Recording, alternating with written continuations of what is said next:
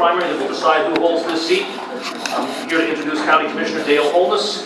District 9, all are part of Fort Lauderdale, Plantation, Sunrise, Lauderhill, Tamarack, Oakland Park, North Lauderdale, and Lauderdale Lakes, and a number of unincorporated areas in the central part of the county.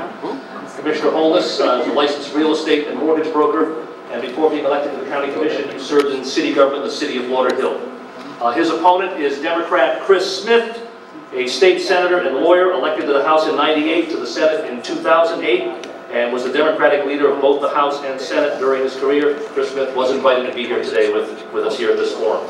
So, thanks again for your patience. I'm going to dive right in here, and you've heard some of the questions we've asked the other candidates. And what is your opinion about why this sales tax referendum on the November ballot is or is not a good idea? Well, good evening, and I'm no stranger here. You all know me, been here many times. The reason I don't believe it is the right thing at this time is the tax being as regressive as it is on poor people, on seniors with fixed income, doesn't make enough provisions to accommodate them. I'm sitting on a Metropolitan Planning Council for 4 of the 5 years I've been at the county. We have these long-term plans that we have in place for transportation, to fix the issues, to address the issues. This penny sales tax has been talked about for a long time. The county wanted it. The Metropolitan Planning Organization wanted it. And then in midstream, the cities came in and won a whole penny while we're doing this. And then we thought we had an agreement. We actually had an agreement where it would be split 70-30 to the county and the cities. They didn't want that. They came back and they wanted the whole thing. I did not vote for the final version because I believe that it doesn't adequately fund transportation for those people who are neediest. It doesn't deal with the issue that we have a large segment of our population that don't have their own transportation, that need to get to work. Seniors who can't drive anymore. If that was in place, then I could probably support some of the money going to the cities. But the amount that's going to the cities without any real plan as to how it's going to be spent, without any real oversight as to how the money is going to be managed and controlled, doesn't make sense to me at all. So I did not support it in the final round. I supported it up until we got to where it had to be a half a penny. Are we going to do our own thing and then it'll both die? We'll come back in 2018, in my belief. And we ought to lead, the county ought to lead. And we should have led. We should have put one on ourselves. And now that we've learned the lesson, like Barack Obama did, compromise don't always work because one side sometimes want too much and not willing to give and be reasonable. And I think that's what happened in this instance. Is it your belief that this tax on the November ballot is going to fail? It will. I wanted to ask this question as a follow-up, which is that everything you said speaks for itself, but you represent some areas that are very economically challenged that have tremendous infrastructure needs. Why should they wait another 2 years? So here's the issue. The district that I represent, by the way, is the poorest district in all of Broward County. Median income, $17,000 compared to Broward County at $28,000. Median household income, $36,000 compared to $51,000 in Broward County. And for the very reason you asked, here's the problem. These dollars are not going to be apportioned according to need. It's going to be according to population. So therefore, the neediest cities won't have the money to do what they need to do. Further, if there was a provision put in place, and I'd ask for it, that if some cities don't use the money, it rolls back in and go to where the greatest needs are, then maybe there could have been a decent compromise. But when you have wealthy cities now being funded by the poorest of the poor, that's not fair at all. That's extremely. And on top of the tax being regressive, that's practically robbery. Let me ask you this question, and I'm compelled to ask you this because of who you are or who your constituency is. And I remember well, as some of you do in this room, the titanic fights, political fights, over something called Area A in Broward County, which was when there were areas that desperately needed municipal services in the 1980s, and no city would touch them. They were unincorporated, poor, and black. Let's talk facts. My question to you is, you've got a recent history in county government that I don't have. Is county government in the way it provides services to the almost 2 million people here? Is county government in Broward County colorblind, or are there still problems? A very good question.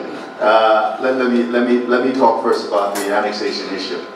As a city commissioner in Lord Hill, I led my city commission to annex a good portion of the areas that was left annexed that no one wanted. Is the government colorblind? We would like to think it is. But there are structural issues that preclude that from happening. And then let me tell you what I'm talking about here. We have 9 county commissioners representing Broward County.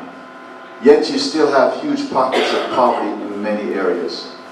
And it's a great deal of insensitivity and lack of understanding as to the needs that exist within these many communities, because folks don't venture beyond their comfort zone.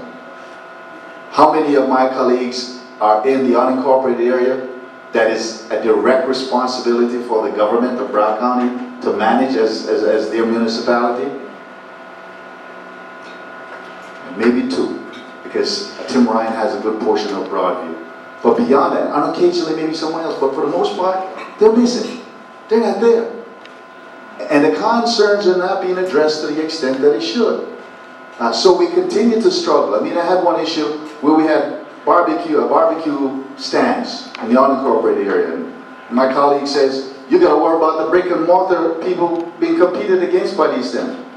We don't have any brick and mortar restaurants in those areas. Right? And I said, well, you know, barbecue within this community is like sushi to the Japanese, and people says I was insensitive to race or some make some racial connotation of it. The fact is, that's a fact. You go through that community and there are a lot of those places people are making some money to pay their bills and live on. Sure. Okay. We're running out of time, but I've got one last question for you, and I appreciate your patience here today. And Chris Smith, your opponent's not here to defend himself. He could have come here, but I'm asking this question in a positive way as best I can, and that is, I've asked some of the other candidates, what distinguishes you, Dale Holness, most from Chris Smith, who has a long career in the Florida legislature, that would warrant voters re-electing you and not switching to him? My engagement in the community, my broad engagement in Broward County as a whole. The fact that different groups takes me as their commissioner. Now, whether you be Latino, whether you be Jewish, I'm in those communities. I'm everywhere. I'm very engaged with every community. When it comes to the business community, I understand the importance of growing the economy to ensure that we have prosperity. But that prosperity must reach everyone, and some can't be left out of it. And unfortunately, that is what has occurred. My engagement within my district is 100 times more than my opponent. He forgot that he served the people in that district. He had not been engaged here. I was in plantation of one of the homeowners association, and there was an issue as to within the 60 years that he's been elected, how many times he came, whether it be 1 or 2. One president says only one time have we ever seen him. We never seen him after he got elected. They had an issue with the hospital, Plantation Hospital, being relocated, and they wanted to maintain it there. And I was there working for compromise. They didn't want to compromise, they wanted it all. But I said, it's better that we take half of the 200 rooms, let it stay here, and let the other half go to Nova University where they can build this teaching hospital. So that is the biggest difference between the two of us, and that's why I'm going to win re-election, because the people know me, they see me, I'm out there addressing the issues, working with them, finding the solution, because you have to be amongst the people to know what the issues are, what the problems are, and work with them to formulate a solution. Bringing about $3.8 million right now for economic development in that unincorporated area, where those businesses can get some funding to do facade improvement, to improve the area, solve money for business plans, architectural plans, designs. That's what we have to do. We have to be engaged there, know what's going on in order to lead. We can't lead from somewhere else. Okay, that's the last word. Commissioner, thanks very much. Appreciate it. Thank you all very much for being here.